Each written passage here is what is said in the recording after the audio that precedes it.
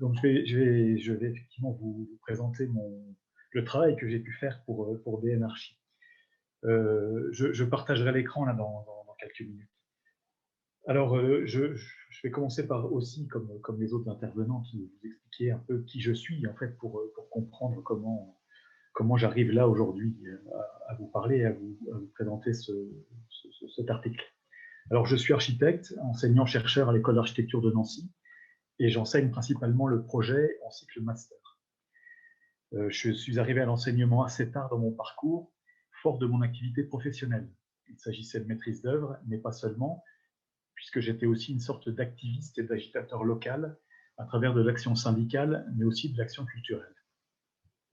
Je me suis engagé dans la maîtrise d'œuvre assez vite après l'obtention de mon diplôme, et j'ai d'abord été salarié avec une expérience très forte à l'agence de Jean Nouvel au début des années 90.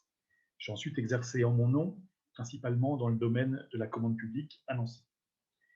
J'ai cessé mon activité d'agence un peu après ma titularisation comme prof. C'est un peu paradoxal puisque c'est en tant que professionnel réflexif que j'ai concouru pour obtenir mon poste d'enseignant. C'est donc assez logiquement que je me suis rapproché des questions de recherche en architecture pour finir par m'y investir avec les forces et les faiblesses que me donnait un parcours assez constitué de praticiens de l'architecture.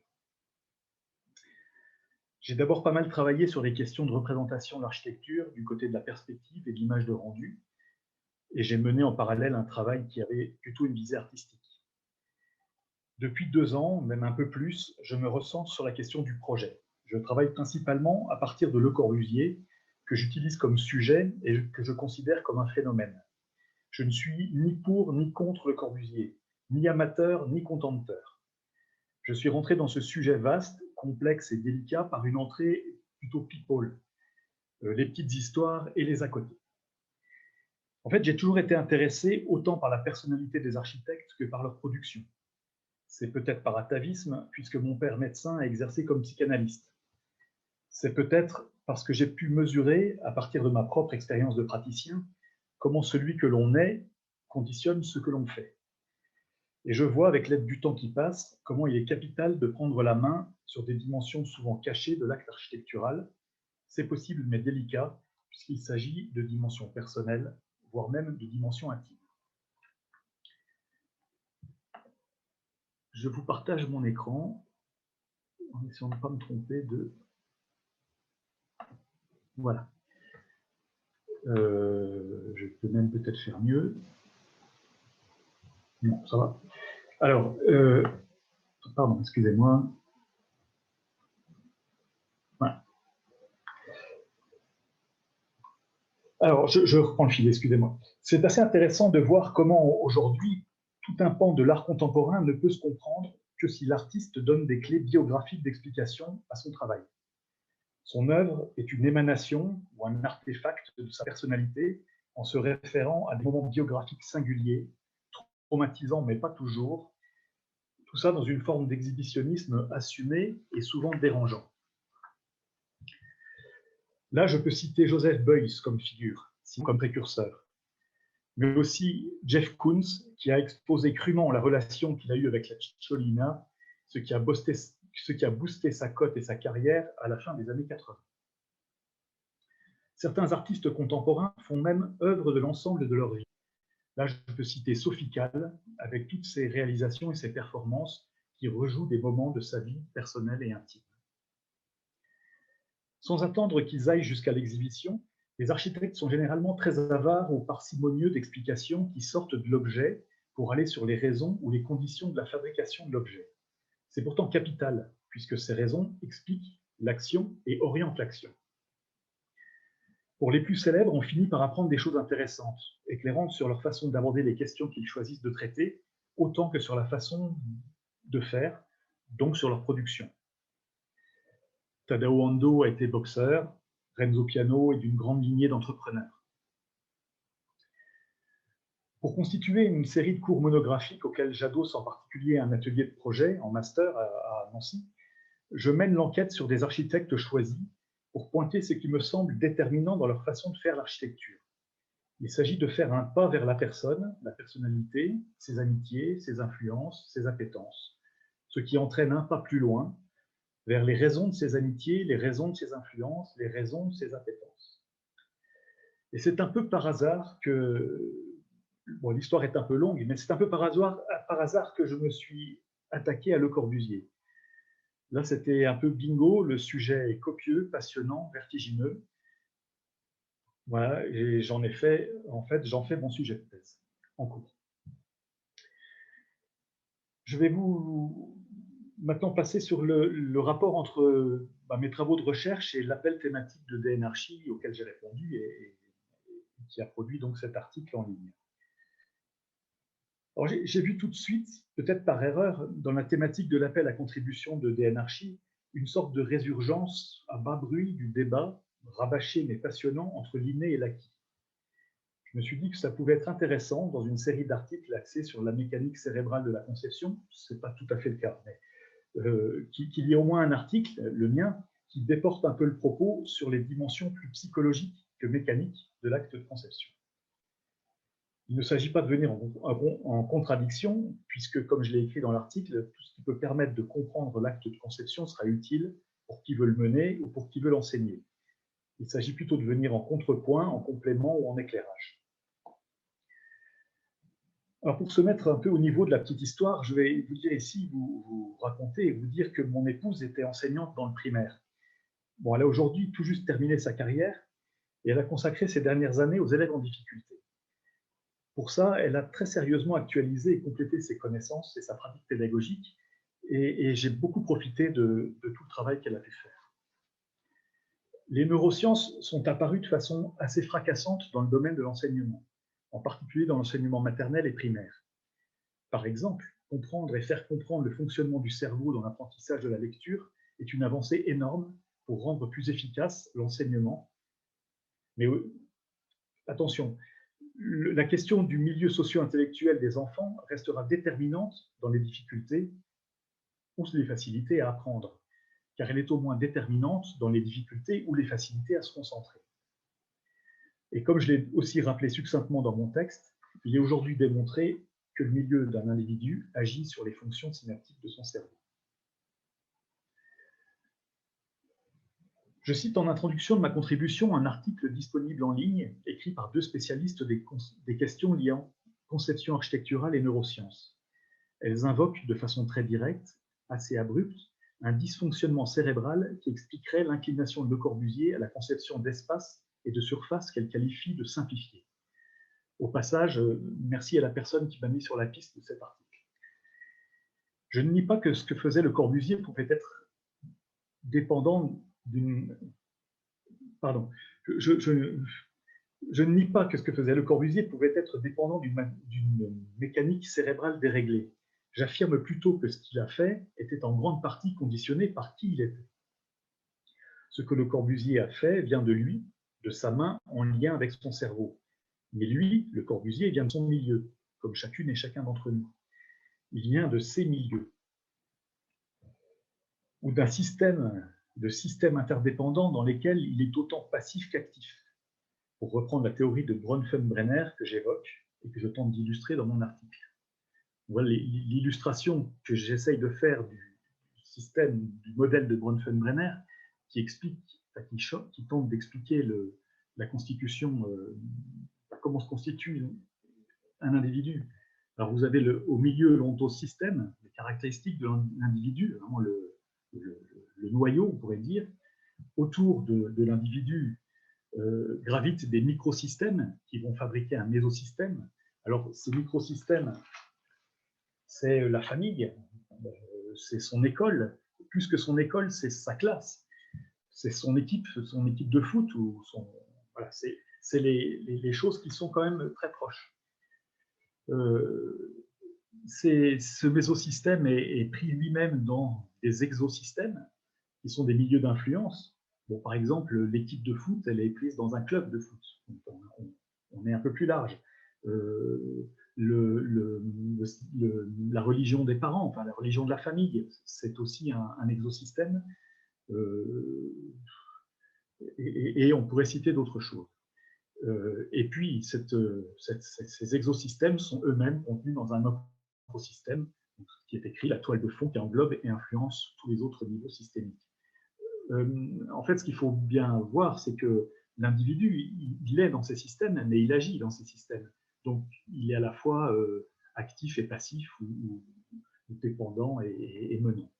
Bon, et tout ça, et c'est ce que j'ai tenté de dessiner là-dessus, est agité par le chronosystème, c'est-à-dire le temps qui passe, mais aussi le temps dans lequel on peut revenir soi-même, ou enfin, par la mémoire ou pas.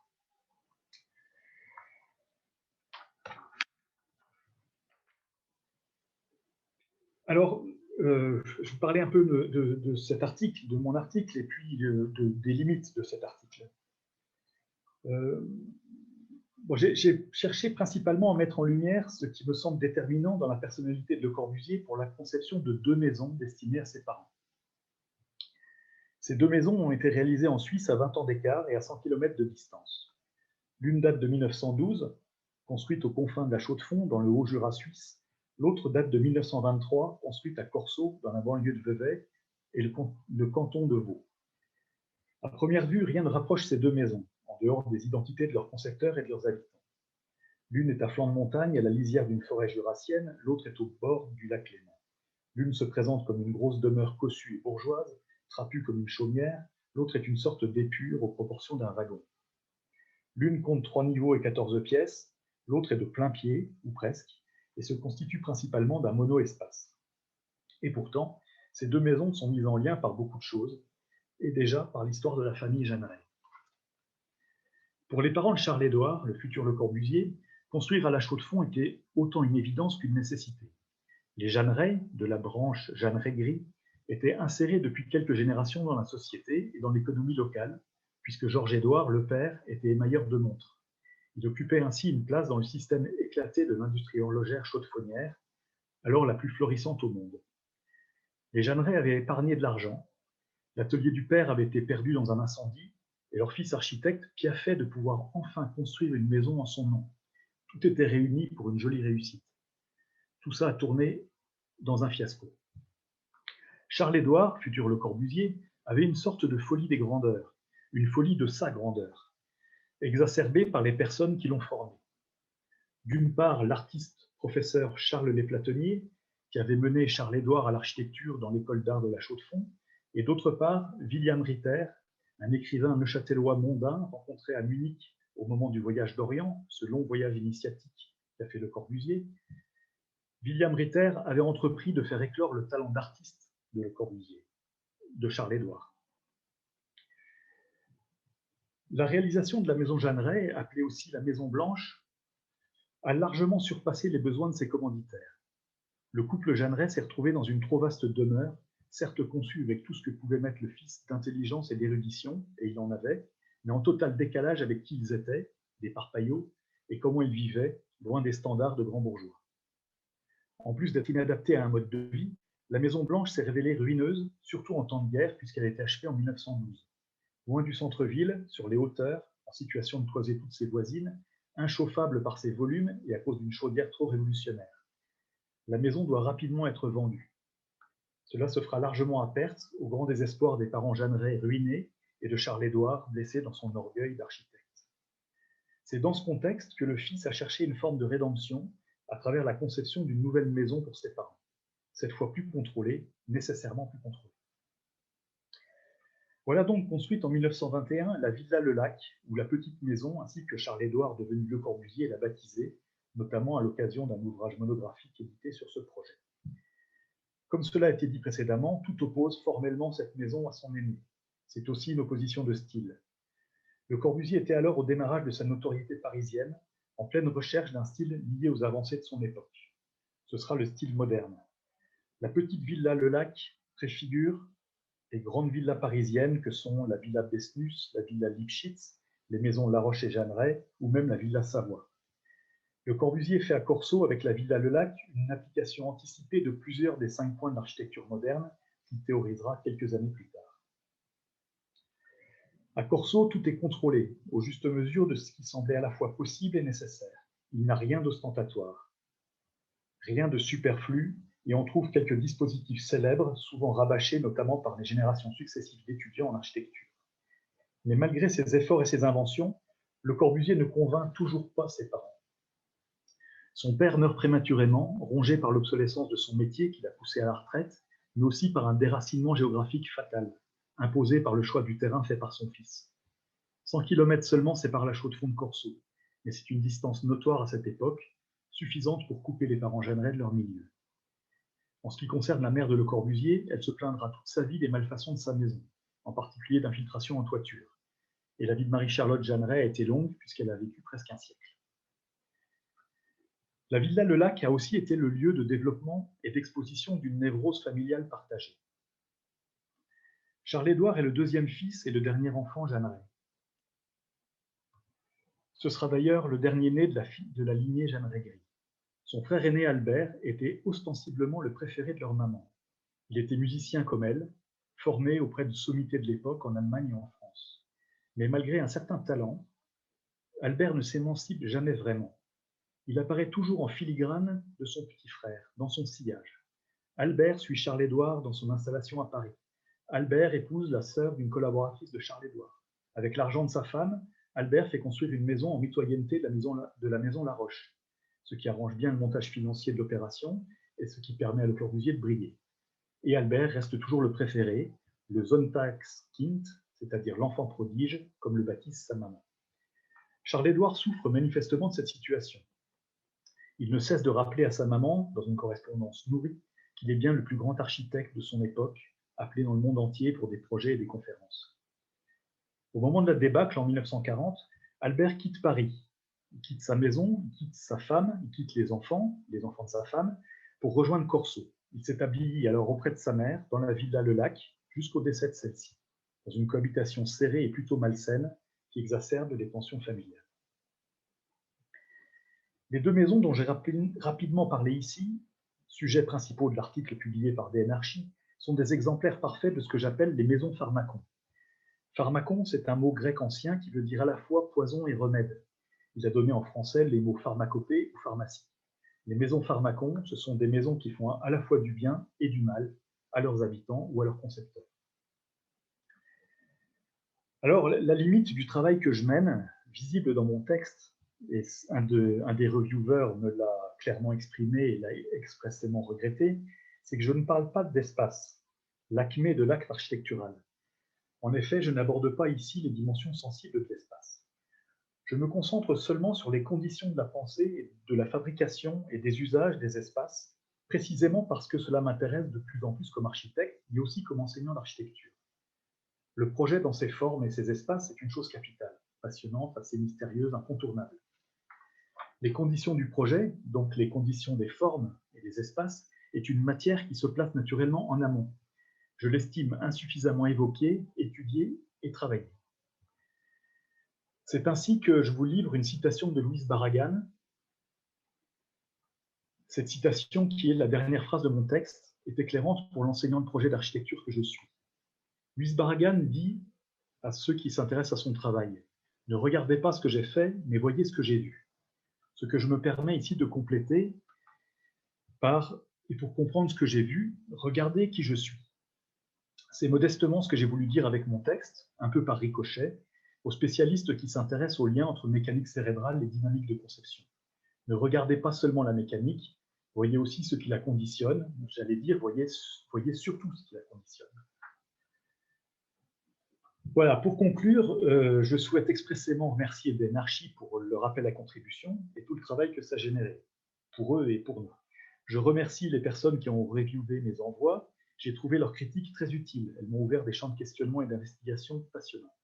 Je suis assez novice dans le milieu de la recherche et cette expérience m'a convaincu de la force et de l'intérêt de nos protocoles. Merci aussi pour tout le travail de mise en page, de mise en ligne, de valorisation et pour cette organisation de cet après-midi. Merci beaucoup, Nicolas. Merci pour cette présentation, pour ces remerciements et aussi pour la gestion du temps parfaite. Tu peux garder ton écran partagé, peut-être s'il y a des questions. Est-ce que quelqu'un a des questions à poser? N'hésitez pas, si vous pouvez poser dans le chat. Je vais commencer. Attendez, je vais juste remettre le chat activé. Je vais peut-être commencer avec une question moi, qui m'est apparue dès les premières minutes de présentation, quand tu fais le parallèle avec des artistes contemporains qui ont une œuvre très centrée sur eux-mêmes, leur biographie, et là, un architecte qui a fait des projets pour ses parents, mais finalement qui étaient ces projets, en tout cas le premier en particulier, très centrés sur ce que lui avait envie de faire. Est-ce que c'est pas... comment Est-ce qu'il y a des architectes ou est-ce que Le Corbusier construit plus pour lui que pour les destinataires des espaces? Je pense que c'est...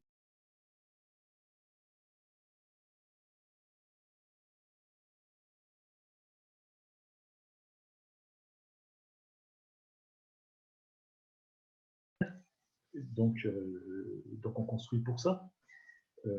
Est-ce qu'on construit pour eux? C'est une vraie question. Et je ne suis pas sûr que les architectes eux-mêmes, des architectes, se posent la question pour les autres. Ça, c'est précisément ce que j'essaie de faire. Mais je pense qu'évidemment, comme toujours, on peut difficilement généraliser, ou pour un architecte, ou pour... mais, alors c'est sûr que le cas des maisons qu'on fait, les architectes ont des cas singuliers qui sont les maisons qu'ils font pour eux, ça existe, ça arrive. On en rêve des fois, mais c'est un peu cauchemardesque aussi. Ou les maisons qu'ils font pour leurs plus proches, pour leurs proches, comme je l'ai montré là. Et les fameuses maisons Pharmacon, il y en a d'autres dans l'œuvre de Le Corbusier. Alors c'est un peu plus compliqué parce que effectivement les choses sont plus mélangées. Mais cette question-là, c'est une question ouverte. Pour qui on construit? Est-ce qu'on construit pour soi ou pour son client? Et d'ailleurs, ce qui est assez paradoxal, c'est que certains clients attendent de leur architecte qu'ils prennent la main, enfin assez clairement, tout en le regrettant. Enfin, c'est très délicat.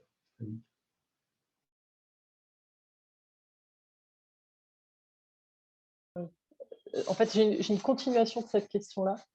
Parce que là, tu fais un parallèle entre certains éléments de la vie de Le Corbusier dans l'article et son œuvre, avec des éléments de ses voyages qu'il a intégrés dans ses projets.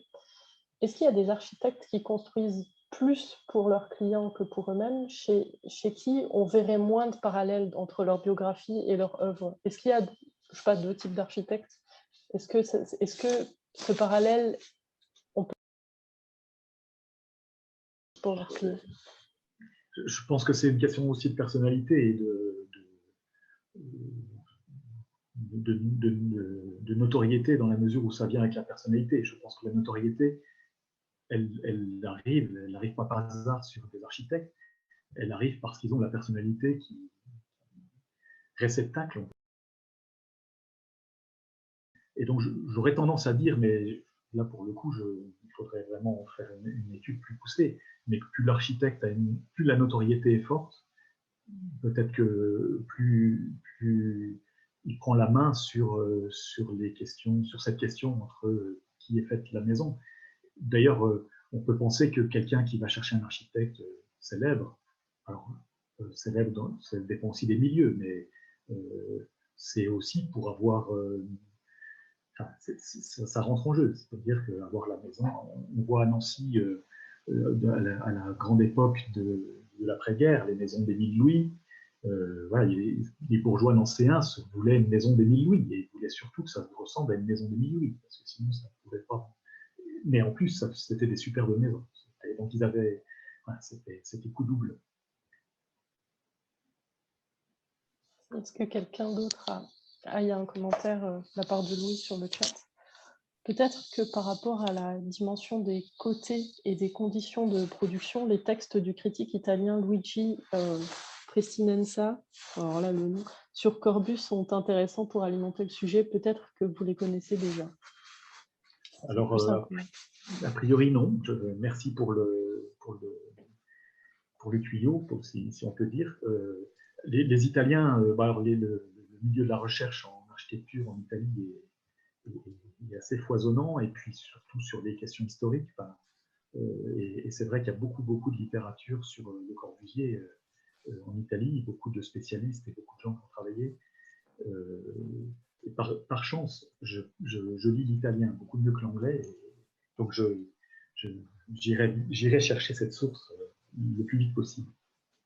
Oui, je l'ai remis dans le chat commun, pardon, je crois que j'avais fait une erreur. Comme ça, vous avez le nom, mais juste en cherchant, je vois des choses sur le mystère du bidet chez Le Corbusier, enfin des choses qui, j'ai l'impression que ça pourrait vous alimenter une veine que vous avez. Voilà. Enfin, je sais pas, hein, mais. Oui, très bien, merci. Il y a une question également de Louisette. Peut-on parler du génotype et phénotype de l'esprit d'un architecte? Peut-être que ça nécessite une précision supplémentaire sur ce qu'on entend par génotype et phénotype. Oui, là, je ne ferme pas bien ces deux termes, à vrai dire. En attendant la précision, moi j'ai une autre question également. En fait, à un moment, tu t'expliques que le Corbusier a été un peu blessé dans son orgueil par, on va dire, l'échec, hein, en particulier la première maison et puis le manque de reconnaissance de ses parents. Est-ce qu'on retrouve ça? Est-ce qu'on retrouve une trace de ça par la suite dans ses œuvres, ou est-ce que c'est quelque chose qui n'est pas forcément pertinent? Difficile à dire peut-être. Ce qui est certain, c'est que c'est assez étonnant comme cette première maison, c'est la maison blanche, hein, la maison de la Chaux-de-Fonds, et authentiquement la première œuvre de Corbusier. C'est-à-dire qu'il fait un peu croire qu'il a fait une villa quand il avait 17 ans qui s'appelle la Villa Fallet, qui est à 50 mètres de la maison de ses parents. C'est pas tout à fait vrai, il y a participé, mais cette maison, la maison de ses parents, est sa première œuvre. En son nom, faite de bout en bout, du premier trait à la réception du chantier, si je peux utiliser ce mot. Mais, et le fait que ça a été un échec, que ça a été un fiasco plutôt, ça a beaucoup joué sur sa personnalité, c'est certain. Peut-être sur... alors, il était déjà parti de la Chaux-de-Fonds quand la vente a été faite, donc c'est pas la mauvaise vente qui l'a fait partir, mais c'était quand même un peu un caillou dans sa chaussure, cette maison, parce que c'était les parents Jeanneret à la Chaux-de-Fonds, ils étaient connus, et les savoirs dans cette baraque, dans cette énorme maison qui aurait été plutôt destinée aux plus gros égaux de la Chaux-de-Fonds, ça collait pas bien. Donc, il a eu un démarrage un peu difficile, à la fois assez tonitruant et difficile à la Chaux-de-Fonds, qui l'a incité à partir à Paris et à tout recommencer quasiment à zéro à Paris. Et donc, c'est en ça, je pense, que cette maison joue dans la suite. Après, de façon formelle, j'en sais rien, en fait. C'est assez difficile à dire. Il a réutilisé, mais ça, tous les architectes le font, des éléments testés ou mis en place dans cette maison, dans d'autres projets. Ça, je ne pourrais pas citer directement des choses, mais j'ai lu ça, mais tous les architectes le font, plus ou moins sciemment d'ailleurs. Alors, il y a eu une précision sur la question de tout à l'heure. Je vais essayer de composer les deux. Donc peut-on parler d'architectes qui ont un esprit plutôt basé sur l'héritage de leur milieu d'origine, et certains qui ont un esprit plutôt basé sur leur milieu vécu et les expériences vécues qui modifient cet héritage? Sûrement. Là aussi, je n'ai pas d'éléments statistiques ou autres, mais de ce que je vois, puisque comme je l'ai dit dans la présentation, le travail que je fais sur Le Corbusier, je l'ai fait ou je le fais sur d'autres avec un peu moins avec moins de moyens, moins de temps, mais j'ai un panel maintenant assez intéressant de gens de toute époque, même un peu géographiquement variés. Et effectivement, c'est une bonne façon d'aborder la question, c'est-à-dire que parfois l'inclination, on pourrait dire, est plus sur son terrain, sur son territoire. Je pense en particulier à un architecte de Tenerife, un Canarien que je connais bien, qui s'appelle Fernando Menis, qui est quelqu'un qui fait de l'architecture de chez lui. Et on l'avait fait venir à Nancy à une semaine internationale pour travailler avec les étudiants. Et ce qu'il avait fait était un peu complètement déconnecté. Il était presque perdu en dehors de son île. D'ailleurs, il a fait un gros édifice en Pologne qui est très bien. Il est très bien une fois qu'on passe la porte, mais qui est incompréhensible en fait quand on ne connaît pas le bonhomme et quand on n'a jamais mis les pieds sur les îles Canaries. Donc voilà, il y a effectivement des architectes sont en lien avec des choses. Certains, c'est leur... Alors pourquoi c'est plutôt le terrain, plutôt que leur école, plutôt leur premier client, ou je ne sais pas. Ça, il faudrait les psychanalyser un peu sérieusement. C'est difficile à dire encore plus quand ils sont plus présents pour l'étudier, contrairement aux techniques de neurosciences qu'on a vues. Là, ouais. Ah, il y a un commentaire de Joachim également. Et il y a aussi cette anecdote de cette maison de Ludwig Wittgenstein, aurait dessiné pour sa sœur, maison dite invivable car trop pensée, ce qui peut s'expliquer venant d'un tel philosophe. Je suis désolée, je n'ai pas la source de cette anecdote. Merci Joachim. Non, oui, pardon, j'ai rédigé vite fait. Mais c'est aussi, je me disais aussi que peut-être un jour on aura aussi des explications, parce que je crois que enfin, beaucoup d'architectes sont suivis par des psychanalystes, notamment Franck Gehry, je sais qu'il est suivi par un psychanalyste.